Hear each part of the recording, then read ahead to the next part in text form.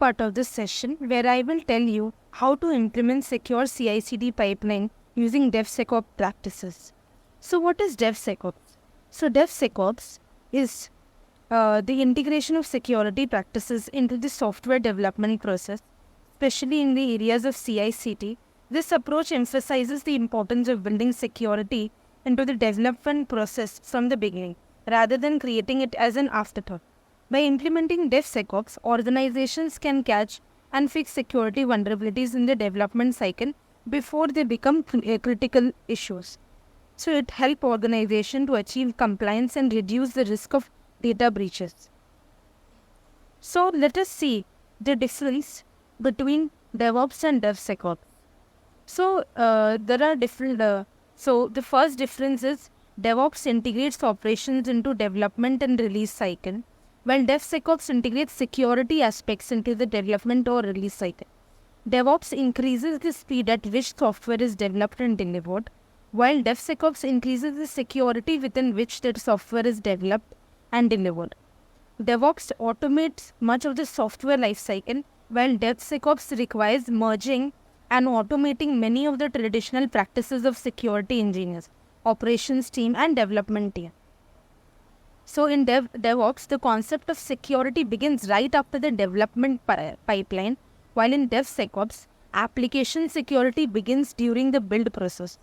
In DevOps, it renews focus on the customer, simplifies development focus, supports end-to-end responsibility, while DevSecOps can spot bugs early on the stage, reduce risk and legal liability, reduce cost and resource management. So let's quickly go into the benefits of DevSecOps. So let's see what are the benefits of the DevSecOps. So the first benefit is improved security. So by integrating security in the development process, DevSecOps help organization catch and fix vulnerabilities early before they become critical issues. They help prevent data breaches and reduce the risk of cyber attacks. The second one is faster detection and response. DevOps allows security teams to detect and respond to issues more quickly as vulnerabilities are identified and addressed early in the development stage. So the third is increased collaboration. DevSecOps encourages collaboration between the development and the security teams, which helps to break down silos and improve communication. So it leads to more efficient and effective security practices. The fourth one is greater efficiency. So by using this, it automates security testing and integrate into the development process. It also helps organization reduce the time and resources required to address security issues. The fifth one is compliance. So it helps organization comply with regulatory requirements such as PCI, HIPAA, SOC2 by ensuring that security controls are built into the development stage of it. Continuous improvements. So DevSecOps promotes a culture of continuous improvements and encourages teams to constantly look for ways to improve the security of the system and applications. So these are some of the benefits of the DevSecOps. So let's move on to see the objectives of the DevSecOps that we have implemented in our pipeline, in our DevOps project. So it removes manual builds and deploy process. It integrates security into our DevOps pipeline. Then the third is the integration of secret management tool to secure secrets. And then the fourth is implement efficient, continuous, automated and secure development and deployment process. So let's see what all tools that we have used for security as a DevOps practice.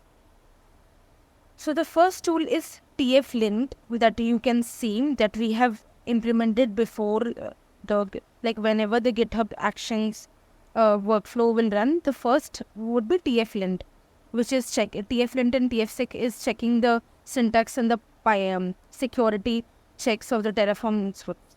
So the TF-Lint is a linter for Terraform, an open source infrastructure as a code software tool. It helps to detect errors, potential issues, and to improve the overall quality of the Terraform code. So TF-Lint can be used to check for best practices, conventions, and to ensure that the Terraform code is written according to the organization standards. While DevSec, it is an open security scanner for Terraform. It helps to detect potential security issues and vulnerabilities in Terraform code before it is executed. It checks for potential issues such as misconfigured resources, exposed secrets, insecure misconfiguration. It also checks for compliance with industry standards and best practices for ensuring securing infrastructure as a code. It can be used as a pre-deployment check to ensure that the infrastructure being deployed is secure. So the third one is SonarQube. So it is an open source platform for continuous inspection of code quality. It helps developers to identify and fix bugs, vulnerabilities, and code smells in the early stage of the development. It can be used to analyze code written in a variety of the programming languages such as Java, C#, Python, JavaScript, and many more. So it can be integrated with a variety of development tools such as IDE, build tools, and version control system.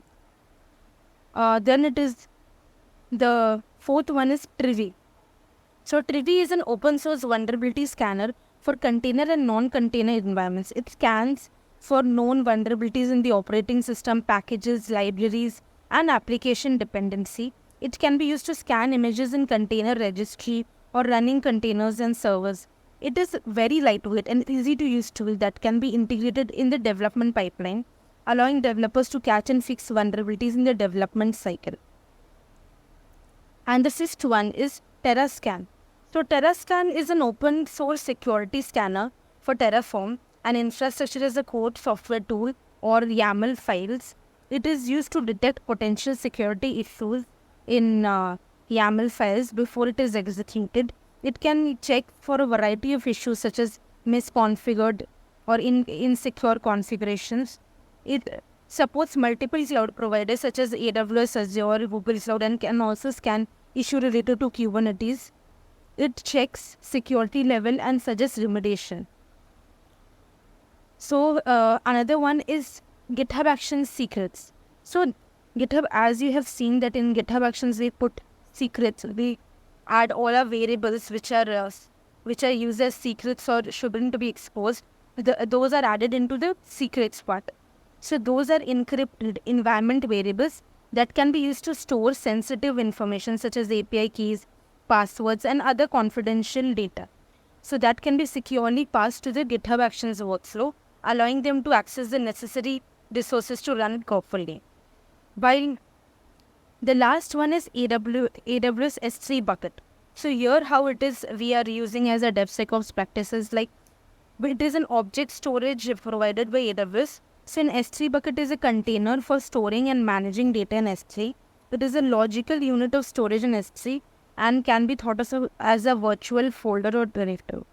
So S3 bucket is automatically replicated across multiple devices in multiple locations to protect against data loss. So this is the S3 bucket. We are uploading all our image scan, all our scanner reports into the S3. So it is protecting those also.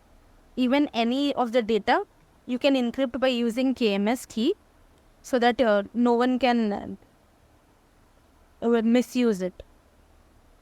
So this is all for the 8th session. Thank you, everyone.